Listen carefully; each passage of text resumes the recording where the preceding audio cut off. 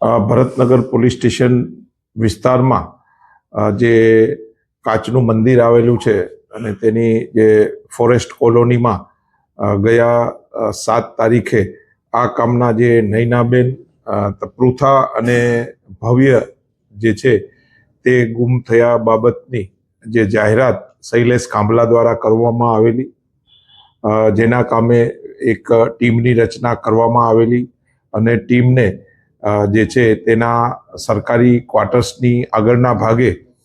ખાડા કરેલા છે અને ખાડા બુરવાની હકીકત મળતા પંચો તથા મામલતદાર સાહેબ, FSL અધિકારી અને ડોગની ટીમ તથા વિડીયોગ્રાફી સાથે ત્યાં ખોદતા 3 જે છે લાશ મળેલી, જે લાશને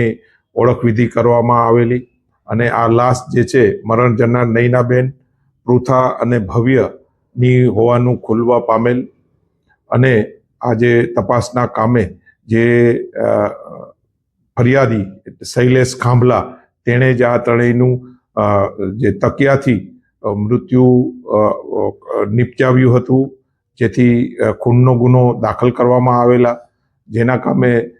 વિસ્તૃત પુરાવા મેળવવામાં આવેલા છે. તેમજ ગઈ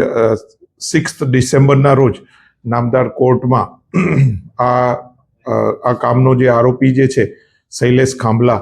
તેને રજૂ કરવામાં આવેલા અને બ્રેઇન મેપિંગ તથા નાર્કોની જે મંજૂરી માગવામાં આવેલી, જેના કામે નામદાર કોર્ટ દ્વારા તેઓને સમય આપવામાં આવેલો વિચારવાનો અને આજે નામદાર કોર્ટમાં રજૂ કરવામાં આવેલા. ત્યારે આ કામનો જે શૈલેષ ખાંભલા છે